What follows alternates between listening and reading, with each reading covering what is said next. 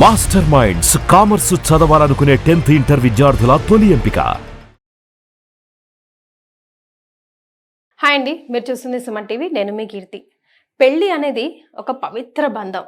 ఎన్నో కాలాల పాటు, ఎంతో కాలంతో పాటు ఈ బంధాన్ని, అనుబంధాన్ని మన పూర్వీకుల నుండి కాపాడుకుంటూ వస్తున్నాం.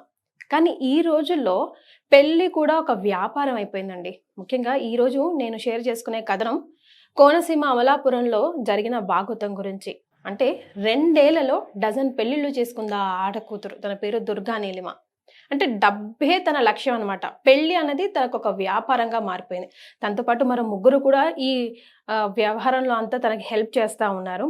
సో పెళ్ళి అయ్యి భార్యాభర్తలు విడిపోతున్నారు అన్న డబ్బున్న అబ్బాయిలే తన టార్గెట్ అనమాట. తనని వలలో వేసుకొని మళ్ళీ వాళ్ళని పెళ్లి చేసుకొని వాళ్ళ దగ్గర నుంచి యాలిమనీ రూపంలో వీలైనంత డబ్బు లాగేసి కోట్లు ఆర్జించిందని చెప్తా ఉన్నారు.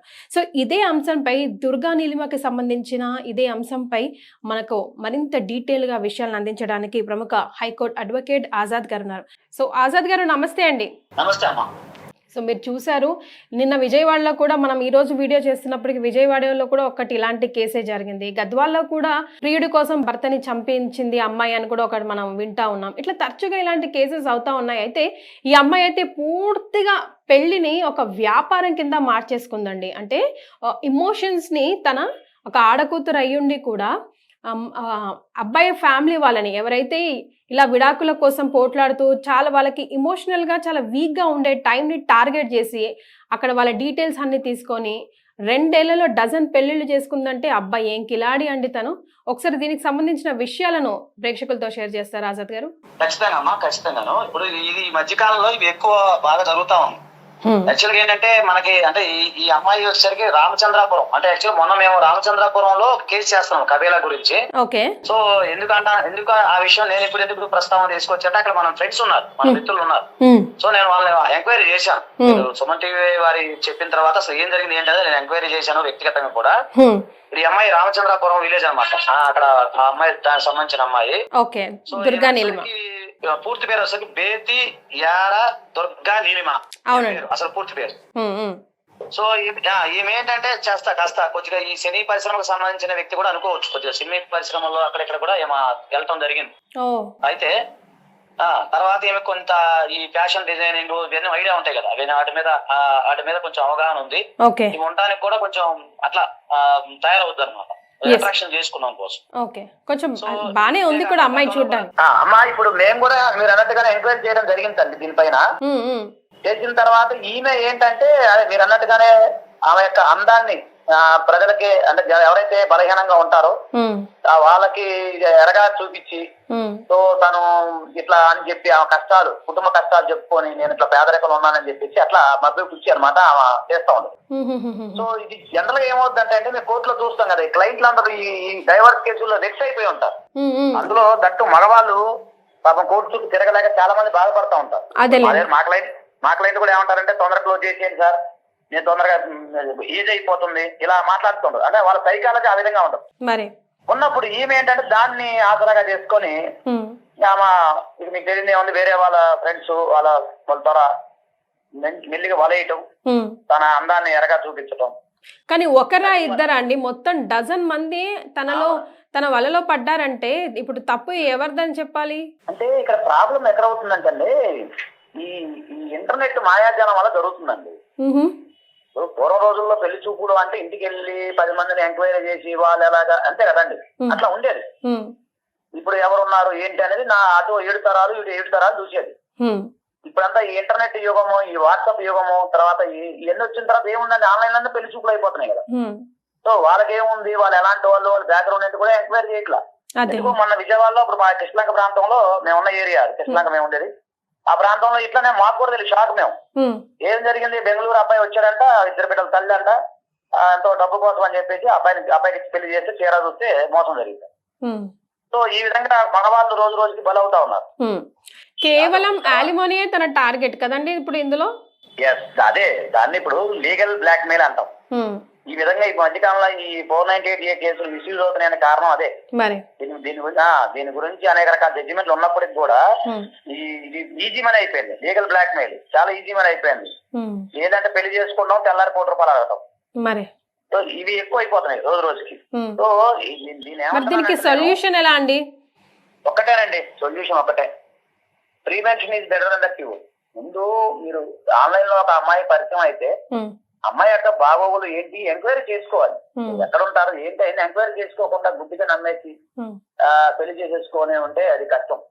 తర్వాత ఇప్పుడున్న పరిస్థితుల్లో ఏంటంటే వాళ్ళ యొక్క బలహీనమైన మనస్తత్వాన్ని వీళ్ళు దాన్ని క్యాష్ చేసుకుంటారు. ఎగ్జాక్ట్లీ. తనది ఎంత క్రిమినల్ మైండ్ అంటే ఎవరైతే అబ్బాయిలు చాలా ఎమోషనల్ గా లోగా ఉంటారో, విడాకుల కోసం తరచుగా కోట్లకి తిరుగుతున్న రిచ్ పీపులే తన దుర్గా నీలిమ టార్గెట్ చేసుకుంది. అందుకే అంత ఈజీగా ట్రాప్ లో వాళ్ళు కూడా పడిపోయారు. బికాజ్ ఇమోషనల్ బ్లాక్మెయిల్ ఇది 100% కదండి.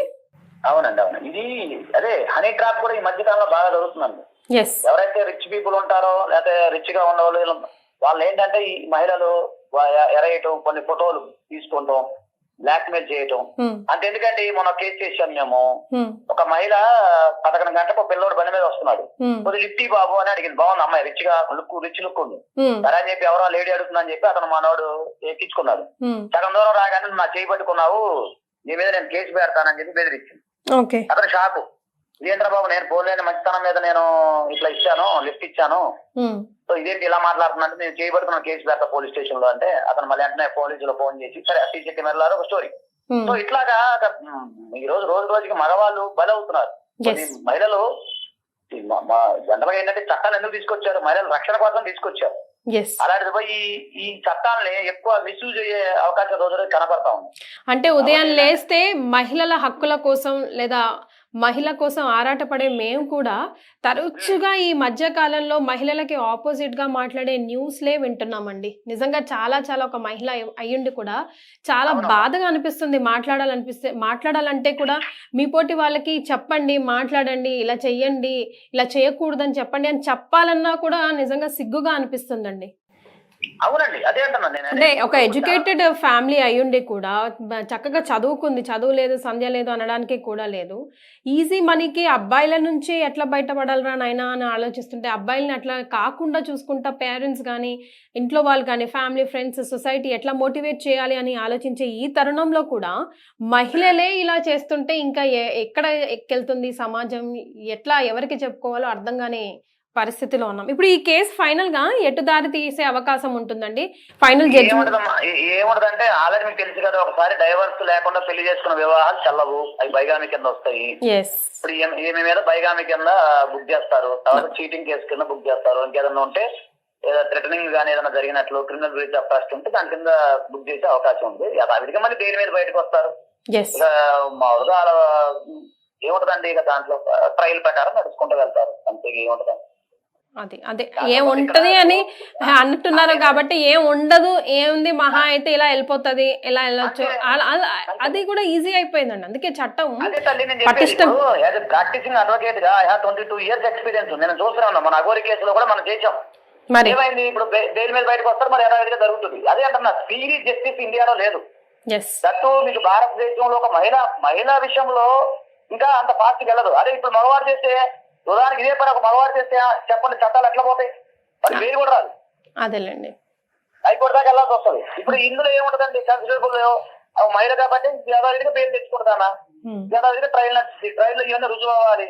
రుజువు అయినప్పుడు వాళ్ళు వచ్చి చెప్పినప్పుడు ఒక మగవాడు వచ్చి అవును ఈ అమ్మాయి పెళ్లి చేసుకున్న 12 మంది రావాలి. ఇవన్నీ ఎప్పుడు తేలాలి. ఒకవేళ తేలిన తర్వాత ఒకవేళ శిక్ష పడింది హైకోర్టుకి అప్పీల్కి వెళ్తారు. ఏముంటదండి, హైకోర్టు కాదు సుప్రీంకోర్టుకి వెళ్తారు. అది కాదు కదా సమస్య. దానివల్ల ఏమవుతుంది, ఏమీ కాదు. ఇప్పుడు నేను చెప్పేది ఏమంటున్నానంటే ఎవరైనా ఇలాంటి సంఘటన మీ దగ్గరకు వచ్చినప్పుడు జాగ్రత్తగా ముందు మీరు ఎంక్వైరీ చేసుకోండి, అది నేను చెప్పేది. ఈజీగా ట్రాప్ లో పడొద్దు, అదే ముందు మనం తీసుకోవాల్సిన జాగ్రత్త అంటున్నారు. అంతే కదండి. చట్టాలు అనేవి దేనికి ఉపయోగపడతాయి, మన క్రమశిక్షణలో ఉంచడానికి ఉపయోగపడతాయి. క్రమశిక్షణ ఉల్లంఘించినప్పుడు శిక్ష పడుతుంది. అలాంటప్పుడు మనమే జాగ్రత్తగా ఉంటే అయిపోతుంది కదా. ఇప్పుడు ఏం జరుగుతుంది, అమ్మాయి డబ్బులు ఇస్తుందా, డబ్బులు ఇవ్వగలుగుతుందా, ఇవ్వలేదు. దేని మీద ఎలాగో 4 లాయర్ని పెట్టుకుంటుంది, బయటకు వస్తుంది. ఇలా క్రిమినల్ ట్రయల్ చేస్తాము, మేము చేయలేదని నేను రుజువు చేస్తాము, అయిపోయింది కేసు. ఇది ఓపెన్ సీక్రెట్ కదా. అదే అండి, అదే. ఇప్పుడు accused is innocent until proven guilty. Yes, ఒక వ్యక్తి మీద నేరారోపణ చేసినంత మాత్రం నేరస్తుడు కాదు కదా, అదే. నేరం రుజువైనప్పుడు రుజువైన, ఎగ్జాక్ట్లీ. అది మన చట్టం చెప్తుంది. ఇప్పుడు మీరు ఇప్పుడు చూసే ప్రేక్షకులు అందరూ అనుకుంటారు, ఏమనుకుంటారు, అమ్మాయి నేరం చేసింది కదా, అమ్మాయి తప్పు చేసింది కదా అంటారు. కరెక్ట్. అది ఎక్కడ నిరూపించబడాలి? ఆంధ్రప్రదేశ్ కోర్టులో నిరూపించబడాలి. ఈ మనసాక్షిగా నా మనసాక్షిగా నిరూపించబడితే శిక్ష పడదు కదమ్మా. అలా కాదుగా, అదే కదా, అది ధర్మం. కాబట్టి ఇలాంటి ఎవరైనా మళ్ళీ చెప్తున్నా, మన ఛానల్ సాక్షిగా దయచేసి చెప్తున్నాను, ఎవరైనా ఒక అమ్మాయి మిమ్మల్ని ట్రాప్ చేస్తే 100 రకాలుగా ఆలోచించండి మిత్రులారా. ఒకటే నేను చెప్పే సలహా. రైట్. కంప మీద కొట్టేసుకున్నాం గట్టిగా అయితే తిరిగిపో, ఏం లేదు, సింపుల్. మరి right. Thank you so much అండి. Thank you so much for joining us. నమస్తే. సో హైకోర్టు అడ్వకేట్ ఆజాద్ గారి ప్రకారం ముళ్ళొచ్చి ఆకు మీద పడ్డా, ఆకొచ్చి ముళ్ళు మీద పడ్డా చినికేది ఆకువే అని ఈ రోజుల్లో మగవాళ్ళకి వర్తిస్తుందేమో అనిపిస్తుంది తరచుగా కేసెస్ చూసుకుంటూ ఉంటే.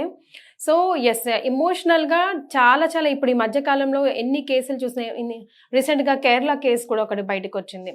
సో అబ్బాయిలే ఎక్కువగా, ఈవెన్ స్టాటిస్టిక్స్ ప్రకారం కూడా సూసైడ్లు, డిప్రెషన్లోకి వెళ్తూ ఉన్నారు. కాబట్టి దయచేసి ఏది చేసినా, ఏ స్టెప్ తీసుకున్నా ఇమోషనల్గా కాకుండా మైండ్ఫుల్గా ఆలోచించి డెసిషన్ తీసుకోండి. అండ్ చాలా క్లియర్గా చెప్తా ఉన్నారు, ఓపెన్ సీక్రెట్ ఇదంతా, తనకి ఏం జరుగుతుంది ఏం జరగదు. తప్పు చేసిందని అందరికీ తెలుసు, డజన్ మంది ప్రూఫ్ ఉన్నారు, కానీ నిరూపించబడాలి కదా. అది ఎన్ని రోజులు కొనసాగుతుందో, ఎన్ని రోజులు మళ్ళీ వాళ్ళ కోర్టులు చుట్టూ తిరగాలో ఇక సమయమే నిర్ణయిస్తుంది. Thank you so much for joining us.